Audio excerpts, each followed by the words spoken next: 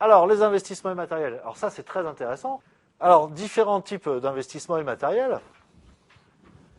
Ouais, et vous allez comprendre, à l'examen de ces types, pourquoi c'est si important. Alors, on parle aussi d'investissement incorporel. Je vous fais la transcription avec la comptabilité privée, mais ça désigne strictement la même chose. Alors d'abord, la recherche et le développement. Donc ces investissements en recherche et développement, ce sont des investissements dans du matériel, mais c'est aussi des investissements dans des hommes. Ce sont les structures de recherche et développement dans lesquelles on investit. Vous comprenez bien que comptablement, dans la compta privée, on ne peut pas considérer que le salaire du chercheur du laboratoire pharmaceutique soit considéré comme un investissement. Ça va être traité comme n'importe quel autre salaire.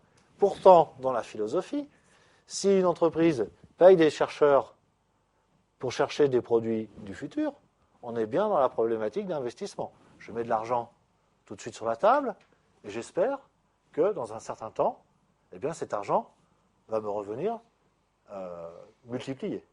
Donc on est bien dans la logique d'un investissement. Mais vous comprenez bien aussi qu'en termes comptables, c'est très très difficile à comptabiliser en tant que tel. Quoi qu'il en soit, c'est très important puisque ça engage le futur. Dans le même ordre d'idées, les entreprises ne sont pas obligées d'acheter, de financer de la R&D. Elles peuvent acheter la R&D des autres. Et là, c'est une acquisition de brevets. Alors, cette acquisition de brevets, elle est reconnue par la comptabilité privée, puisque les brevets sont comptabilisés comme des immobilisations, mais pas dans la comptabilité publique.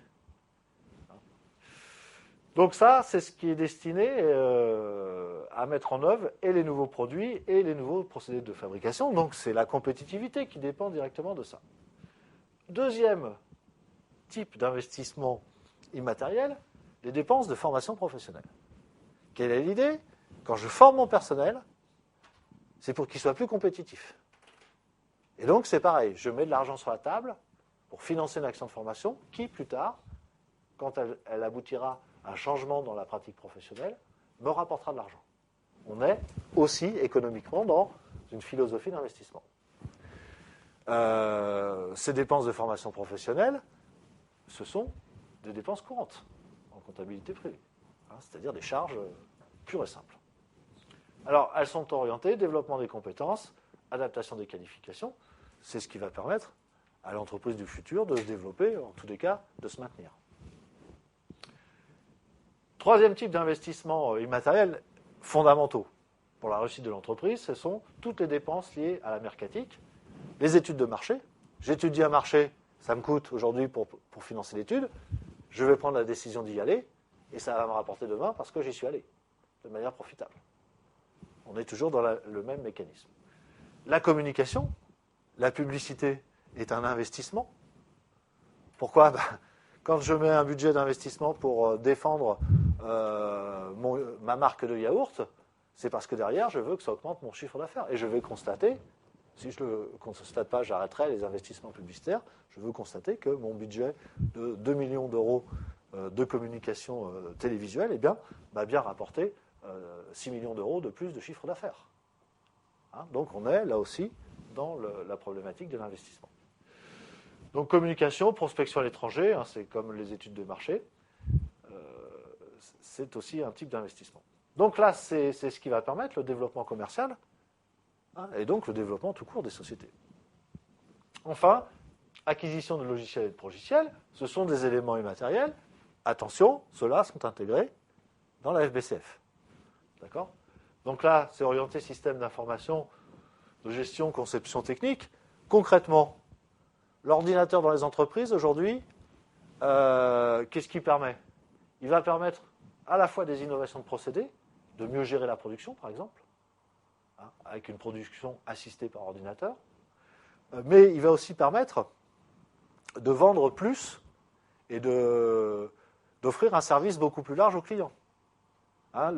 Tout ce qui est communication des marques, des entreprises sur Internet, tout ce qui est campagne d'emailing auprès des clients, information sur le lancement des nouveaux produits, etc., on peut considérer que c'est un service supplémentaire qui est lié au produit, et donc c'est au service de l'amélioration de l'offre produit. Donc le logiciel, sa contribution, si vous voulez, ce type d'investissement a une contribution multiple à la réussite de l'entreprise. À la fois, il pèse sur la baisse des coûts, mais à la fois, il améliore la qualité des prestations. C'est pour ça qu'il est aussi important. Donc, on le voit, ces investissements immatériels, très divers, et on le comprend tout de suite quand on en voit le détail, essentiels pour expliquer la réussite des entreprises. Pourtant, non considérés comme tels par la comptabilité nationale. Alors, les investissements financiers, maintenant, des entreprises, toujours. Quelles sont les différentes occasions de l'investissement financier? Eh bien, ça peut être la prise de participation au capital d'autres entreprises. Telle société anonyme, par exemple, prend le contrôle de 30% de telle autre. Ce qui lui permet d'avoir, on va dire 35%, d'avoir plus de la majorité de blocage, plus de la minorité de blocage, et donc d'avoir un rôle important dans les décisions qui vont être prises par son conseil d'administration. C'est aussi la constitution de filiales communes. Donc là, on crée une entité avec un partenaire et on détient chacun 50% des titres. Et ces titres, on va les mettre en immobilisation financière dans le bilan de la société. Ça peut être aussi l'acquisition pure et simple d'entreprises. Alors l'acquisition pure et simple, ça prend en fait deux formes différentes. La fusion. La fusion, c'est-à-dire que ce sont deux entreprises qui volontairement décident de regrouper leurs moyens pour peser plus sur un marché généralement, ou pour mieux résister à la concurrence. Par exemple, dans les agences d'intérim, c'est la fusion d'ADA et d'Eco Intérim. Ça s'appelle ADECO. En plus, le nom montre bien que c'est une fusion des deux réseaux, pour être plus puissant et pour plus compter sur les métiers de l'intérim. Ça, c'est la fusion. Et puis, il y a l'absorption. L'absorption, c'est très différent. C'est qu'il y a un absorbeur et un absorbé. Autrement dit, il y a un fort et un faible. Il y en a un qui mange l'autre. Donc l'absorption, c'est une entreprise qui acquiert une autre, la totalité généralement, ou tout ce qui se présente au rachat, et que souvent, c'est au corps défendant de l'entreprise rachetée. Il y a souvent une hostilité de la part de l'absorbé. Donc voilà les occasions, si vous voulez, d'investissement financier des entreprises. Vous avez compris qu'aujourd'hui, les entreprises, elles préfèrent souvent acheter d'autres entreprises que de faire elles-mêmes. Ça va beaucoup plus vite. Quand j'achète une entreprise, j'achète ses clients, partiellement, j'achète ses savoir-faire, j'achète ses installations technologiques, éventuellement sa propriété intellectuelle. Donc j'achète plein de choses, plus qu'une capacité de production. Donc, ça a volontiers la préférence des entreprises à partir du moment où les entreprises ont les moyens de financer ce type d'opération.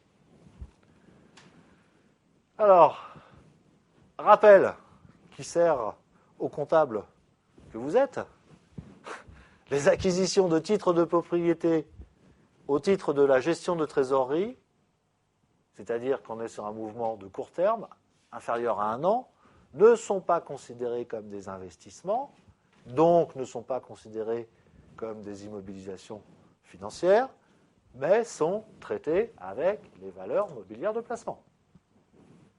D'accord ? C'est-à-dire comme des quasi-liquidités, parce qu'il ne vous aura pas échappé que sous les valeurs mobilières de placement, il y a la caisse. Donc ce sont des quasi-liquidités. Alors que si elles sont remontées là-haut en immobilisation, c'est qu'on a un intérêt industriel, économique, stratégique à avoir la participation dans cette entreprise et on veut la garder quoi qu'il arrive. C'est du long terme, c'est de l'investissement. Donc attention à bien faire la distinction entre les deux. Un même titre d'entreprise peut servir comme moyen de placement de trésorerie ou comme investissement financier. Ça va dépendre de l'intention de l'entreprise et puis l'importance de titres rachetés aussi. Alors, différentes motivations de l'investissement financier. On investit pour la croissance horizontale de l'entreprise. C'est-à-dire, je veux me développer sur mes produits, sur mes marchés. Donc, Ça correspond, si vous voulez, si je faisais mes investissements moi-même, à des investissements de capacité. Donc ça veut dire quoi? J'achète un concurrent. C'est, par exemple, Air France qui rachète KLM. Hein, là, on est sur la croissance horizontale. La croissance verticale, là, j'achète les clients ou les fournisseurs. Alors les clients, évidemment, ce n'est pas le client final. On n'achète pas le client final. Quand le client est un distributeur. Hein, pensez par exemple dans la famille agroalimentaire, les clients des industries agroalimentaires, ce n'est pas nous. Le client final, c'est nous, mais le client direct avec lesquels ils négocient tous les jours, c'est l'appareil de grande distribution. Et nous, on arrive en second rideau. Ce qui est une difficulté pour les activités agroalimentaires parce qu'elles ne sont pas en contact direct avec les utilisateurs des produits. Donc, croissance verticale, les clients ou les fournisseurs. Par exemple, quand Michelin a acheté le distributeur de pièces détachées automobiles Euromaster, c'est de la croissance verticale. Il vend ses pneus qu'il fabrique chez son distributeur qu'il a acquis. En même temps, il vend les produits de la concurrence aussi. C'est intéressant parce qu'il comprend le marketing de la concurrence. Diversification d'activités, c'est la troisième dimension de ces investissements financiers des entreprises. Là, j'investis dans une entreprise qui fait tout autre chose. Pourquoi je fais ça? Parce que mon métier est en perte de vitesse ou ma position concurrentielle est en perte de vitesse. Il est nécessaire que je fasse autre chose. Quand je suis dans cette problématique-là, je ne vais pas m'amuser à reconstruire une entreprise, acquérir toutes les compétences pour aller dans un nouveau métier que je ne connais pas. Donc la seule voie, c'est effectivement de se diversifier par l'acquisition de quelqu'un qui a la pratique de ce métier. C'est plus cher, mais c'est beaucoup plus sûr. Hein, donc c'est un troisième motif d'investissement financier. Et puis, il y a la diversification géographique, où là, je vais acquérir une société parce que j'ai l'intention de développer mes produits dans une autre zone du monde. Hein, par exemple, je m'appelle BMW et je sais que mon premier marché, c'est la Chine. Et donc, je vais soit construire des usines en Chine, hein, donc ce sera un investissement direct à l'étranger, soit je vais racheter une entreprise automobile chinoise, ou en tous les cas, prendre une participation significative dans une entreprise chinoise qui est déjà installée sur le marché automobile. Donc, on le voit, de plus en plus d'occasions pour les entreprises de pratiquer les investissements financiers.